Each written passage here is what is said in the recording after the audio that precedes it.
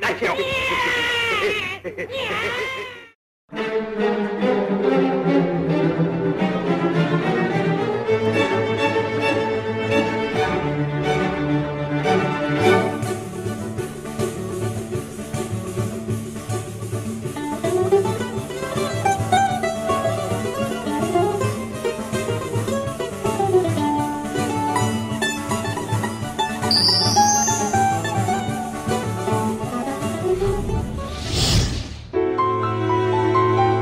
Eu sou um escritor difícil que há muita gente inquisila. Porém, essa culpa é fácil de se acabar de uma vez. É só tirar a cortina que entra a luz nessa escuridez. Mário de Andrade é, sem dúvida, um dos ícones do modernismo. Nascido em São Paulo, o escritor percorreu muitos lugares do país para compreender a identidade nacional e descobrir a si mesmo. Na verdade, como intelectual que foi, talvez um dos mais sérios intelectuais que o Brasil já teve, era um homem inquieto, era um homem que se interessava por muitas coisas. Foi um grande artista da palavra, mas era formado em música, não é? Então, eu acho que isso aí também exprime essa busca do homem à procura da sua verdade interior. Eu acredito nisso. Na Rua Aurora eu nasci, na aurora da minha vida e numa aurora cresci. No Largo do Paissandu sonhei, foi luta renhida, fiquei pobre e me vi nu. Nessa Rua Lopes Chaves envelheço, e envergonhado, nem sei quem foi Lopes Chaves. Araraquara era destino certo para Mário de Andrade, mas a história dele com a região começou com visitas à Fazenda Atalaia, em Santa Lúcia.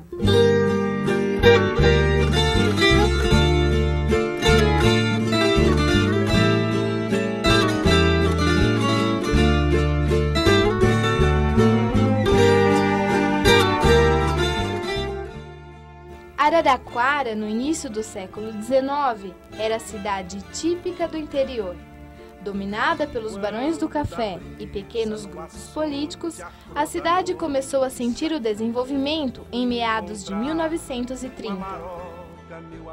Araraquara, do início do século passado, ela seguramente se apoiava na cafeicultura, no desenvolvimento da expansão da ferrovia, a Companhia Paulista de Estrada de Ferro e a Estrada de Ferro Araraquara, e também na presença de imigrantes que já desde o fim do século XIX vinham para a região.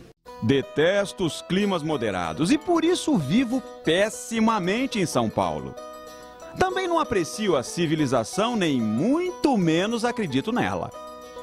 Meu maior sinal de espiritualidade é odiar o trabalho, tal qual como ele é concebido, semanal e de tantas horas diárias, nas civilizações chamadas cristãs. O exercício da preguiça que cantei no Macunaíma é uma das minhas maiores preocupações. Todo passado tem importância. Mesmo o passado sem muita importância, tem importância. E vocês podem... Araraquara tem algumas histórias que são edificantes. De gente humilde, de gente de famílias tradicionais e tudo, e que são esquecidas. Esse vazio de histórias boas precisa ser contado também, porque tem histórias formidáveis.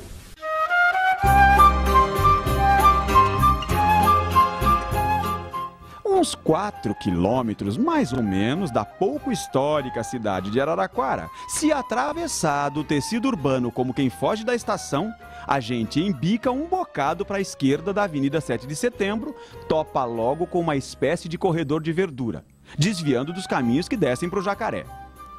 Tomado esse corredor, serão quando muito uns 100 metros entre bastidores à direita, de mato anêmico à esquerda, de confiante bambuzinho aparece um mata-burro. Do outro lado do mata-burro, uma tabuleta correta vai logo dizendo: nesta chácara não se vende fruta. Aí é que eu estou morando. Ele gostava muito da cidade. Ele achava Araraquara uma cidade muito limpa.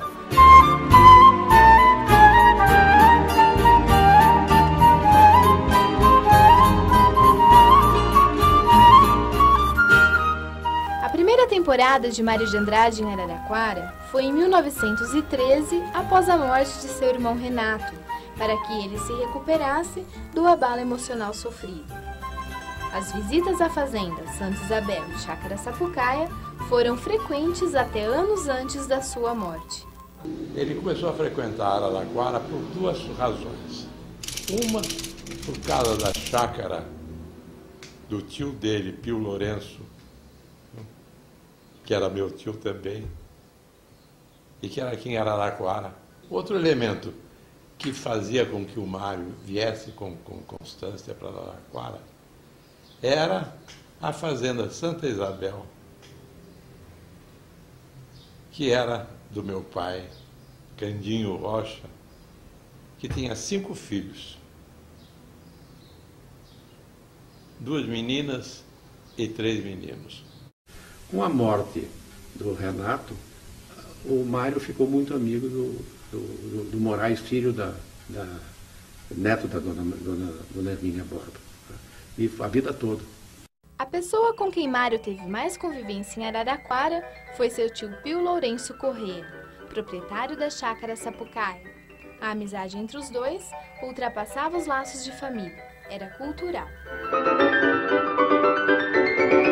Meu tio Pio era um homem muito requintado, muito requintado. Era um caipira requintado. Falava inglês perfeitamente. Do fundo das imperfeições de tudo quanto o povo faz, vem uma força, uma necessidade que em arte equivale ao que é a fé em religião. Isso é o que pode mudar o pouso das montanhas.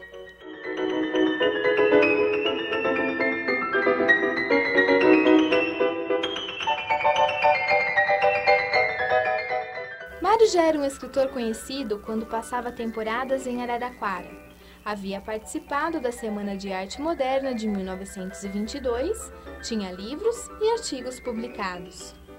O Mário foi o cabeça, o mentor, né? O que é o Papa? O Papa é a cabeça de tudo, né? Então, quem mais pensou nesse evento, que foi tão polêmico na época e que ninguém acreditava muito, as pessoas achavam que era apenas era um fogo de palha, né? Passaria, foi o Mário. Por isso que ele é considerado o Papa do modernismo brasileiro. É a figura mais importante, sem dúvida nenhuma.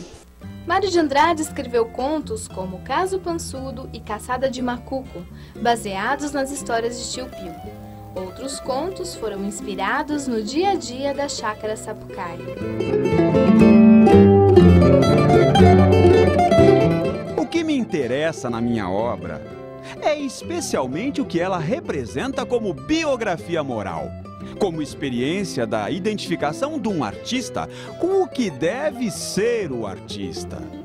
Nesse sentido, é que afirmo que a minha obra pode servir como lição. No livro Turista Aprendiz, em trecho escrito durante viagem a Belém em 1927, Mário fala de Pio Lourenço Corrêa, Araraquara e a Chácara Sapucaia. Não vê que possuo um tio bem brasileiro, que quando construiu a casa dele numa chácara, que é o pé mimoso de Araraquara, logo mandou fazer um quarto de hóspedes batuta, com tudo que há de bom no mundo. Me hospedo sempre na casa dele, e só vendo que gostosura aquele apartamento, bem com tudo que a gente carece para viver sem falta. Porém, meu tio é catatal e instalou as coisas baixinho.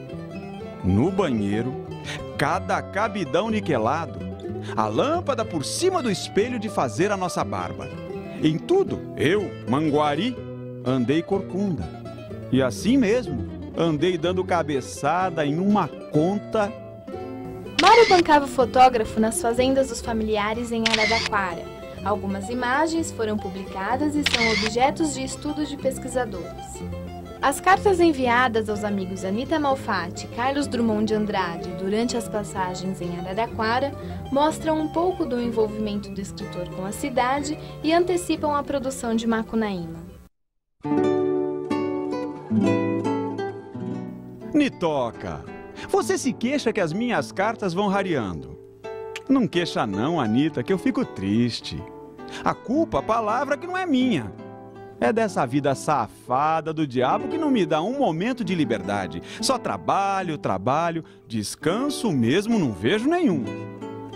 Fui na fazenda passar um mês, pois me veio o saci de uma ideia para um romance na cabeça. Escrevi o tempo todo. Teve dias em que escrevi até 2 da manhã. Trouxe mais um livro na mala, porém não descansei nem um bocadinho.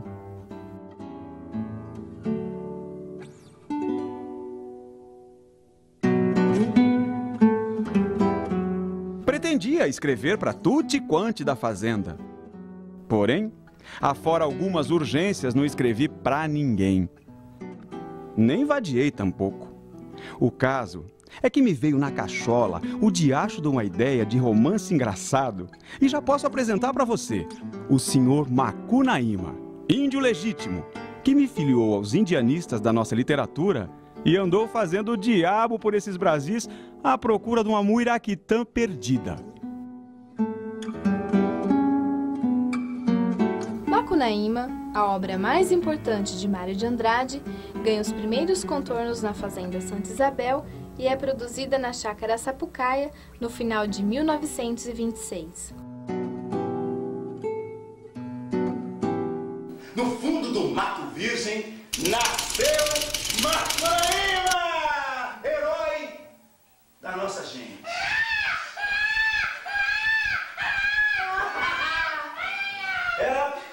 Era preto, retinto. Quer mamar? Quer mamar? Era preto, retinto e filho do medo da noite.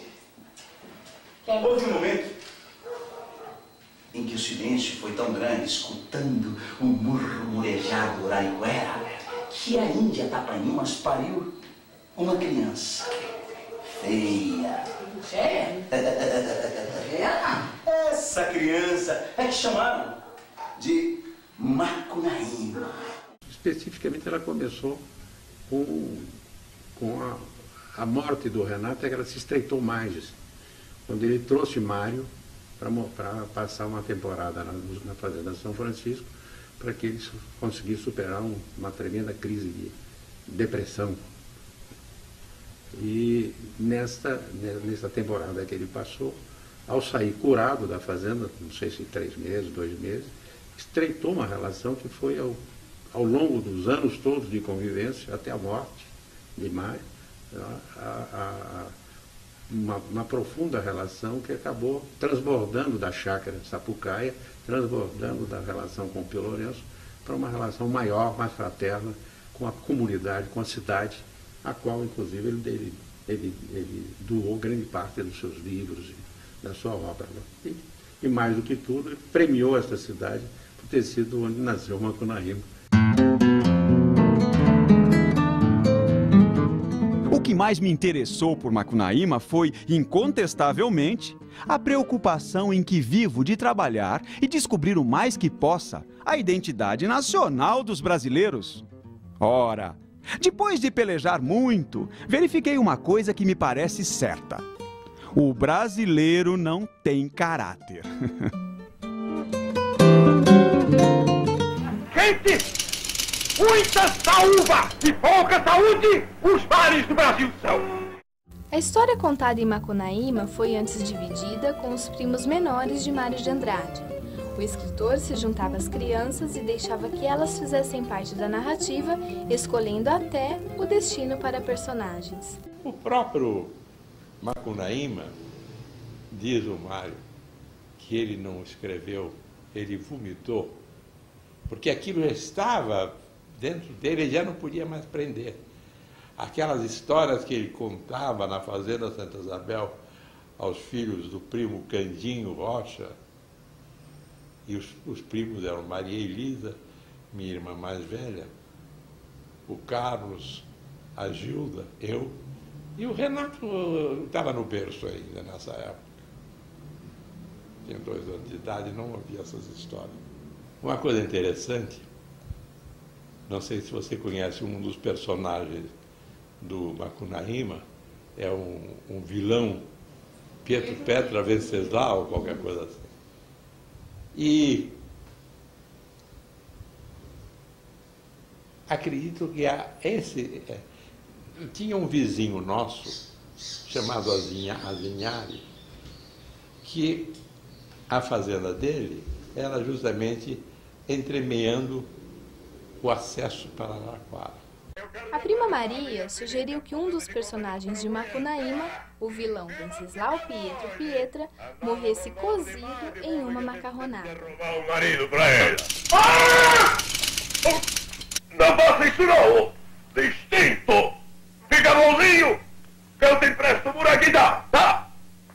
Empresta mesmo, Venceslau? Puxa, Bandeira rapaz, você não sabe a sorte que essa pedra tem me dado. Por causa dela já ganhei pra mais de 1.000 milhões esse ano. Para, não faça isso não, Patrício. Não amola não que o pessoal tá te esperando pra feijoada. Mas quando chegava nas terras do Azinhari, tinha que passar então nos passos do Azinhari, e papai fez um mataburro. Eu acho que quando ele fez o mataburro, o Azinhari não era o dono. Mas quando o Azinhari comprou, ele fechou o mataburro. Fechou o acesso da nossa fazenda. E papai ia lá, abria, que o direito de passagem ele considerava um direito líquido, e ele então cortava o arame farpado em cima do mataburro e passava. Na volta da cidade já estava lá. Então, nós pequenos, quando ouvíamos essa história do Azinhari, fechando a estrada, nós tínhamos assim, construímos uma ideia de um inimigo, né, fenomenal, uma coisa assim monstruosa. Eu acredito então que, baseando-se no Azinhari, o Mário criou a figura do Pietra Venceslau, se não me engano. É muito engraçado, porque, em primeiro lugar, quando o Mário contava essas histórias na rede, ele criou, então, essa figura, que nada mais era do que o... E aí, então, ele te perguntava, vamos matar o Azinhari. Naquele tempo não era o Pedro. Vamos matar o Azinhari. Porque nós sempre tínhamos ideia que papai ia matar o Azinhari. Ou então o Azinhari ia matar o papai. Cada vez que ele chegava na fazenda e tal, o Fordeco lá no alto e tal. Ih, papai vem aí e tal. Então nós ali no terraço e tal. Será que ele matou o Azinhari? Pelo menos ele estava muito contente que o Azinhari não tinha matado o papai. Então ele era um inimigo, viu? E então o Mário perguntou para nós, vamos matar o Azinhari? E Maria, então, minha irmã mais velha, vamos matar o Azinhari. E aí, então, mas como é que a gente mata o Azinhari? Como é que nós vamos matar? E aí, então, Maria imaginou, cozinha um caldeirão o Azinhari. E no Macunaíma, o Pietra, que é o vilão, e quer matar o Macunaíma, convida o Macunaíma para uma festa na casa dele, muito suntuosa, no Pacaembu. E no saguão tinha um balanço, né? E ele então imaginava que fazia uma grande macarronada e o Macunaíma ia balançar lá em cima. Uma determinada hora ele derrubava o Macunaíma e cozinhava o Macunaíma. Mas o Macunaíma, muito esperto, né? Como todo brasileiro, disse, não, vai você primeiro, mostra como é que é. E o Pietro Palo, que era malvado, mas não era muito inteligente, não era muito esperto, foi mostrar para o Macunaíma como é que fazia o balanço lá em cima. E o Macunaíma derrubou, ele caiu então na macarronada que estava já preparada ali. Obrigado! Lança aqui contigo! Ai, eu meu pai e minha mãe do meu lado! Eu quero padecendo na mão desse malvado!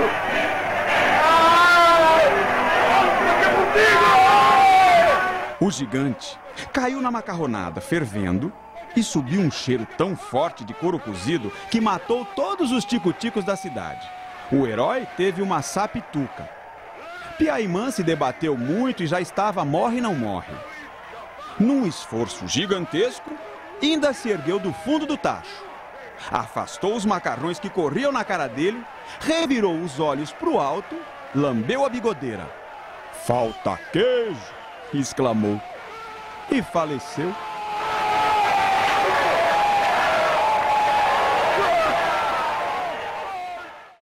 É curiosa a forma como os parentes de Mário de Andrade falam sobre o período em que ele esteve em Araraquara escrevendo Macunaíma. Diz a lenda que o Mário escreveu Macunaíma no banheiro. Mas não é isso que aconteceu. A ideia que se deve ter é o seguinte: a prima dele, casada com o Pio Lourenço, o tio era casado, o Pio Lourenço era casado com uma sobrinha. Então o Mário era sobrinho do Pio e primo, irmão da mulher do Pio. Então, tia Zulmira, quando chegava assim, uma determinada hora, via o quarto do Mário aceso, e eles dormiam muito cedo, lá pelas 9 horas, né? Estava todo mundo dormindo. Ela ia no quarto do Mário e batia: "Mário, vai dormir!"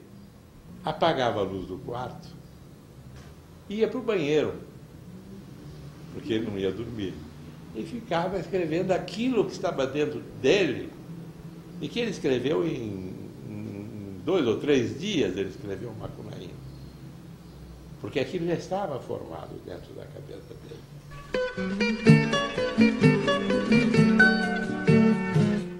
Não tenho a mínima reserva em afirmar que toda a minha obra representa uma dedicação feliz a problemas do meu tempo e da minha terra.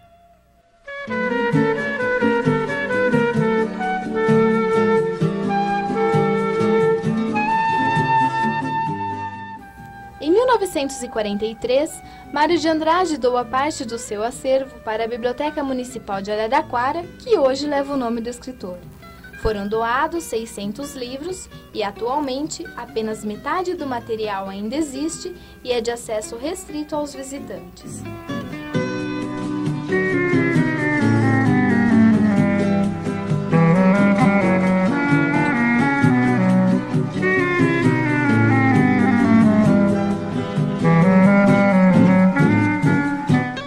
Apesar da falta de memória, apesar da nossa política cultural ser tão precária no país e não preservar essas pessoas e esses processos tão importantes para a cultura, eu não vejo como isso não mexer com o contexto histórico da cidade, cultural, social. Eu sempre me emociono muito porque eu não conheci Mário de Andrade, né? E, ao mesmo tempo, tentei conhecê-lo por meio de suas obras.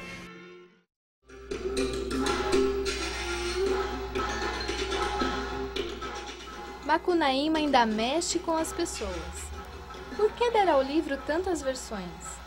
Mário de Andrade teve sua obra adaptada para o cinema, teatro, dança e até mesmo Samba Enredo da Portela em 1975. A obra em si, na sua natureza primeira, como ela foi concebida como literatura, ela já é completa. A única coisa que eu tentei fazer é trazer algumas imagens, visões daquela obra que é fantástica, complexa, maravilhosa, para dança, que é um outro ambiente, que é uma outra linguagem.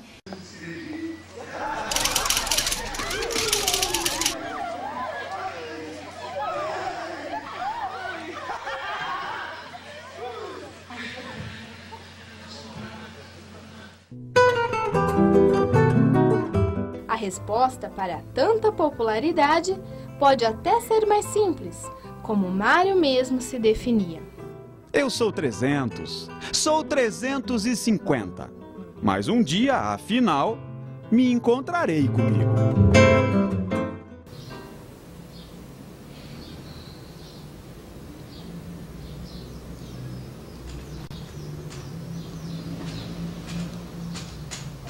A gente não se lembra de certas coisas.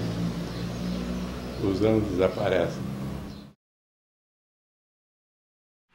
No fundo do Mato Virgem nasceu Macunaíma, herói da nossa gente. Era preto, retinto e filho do medo da noite.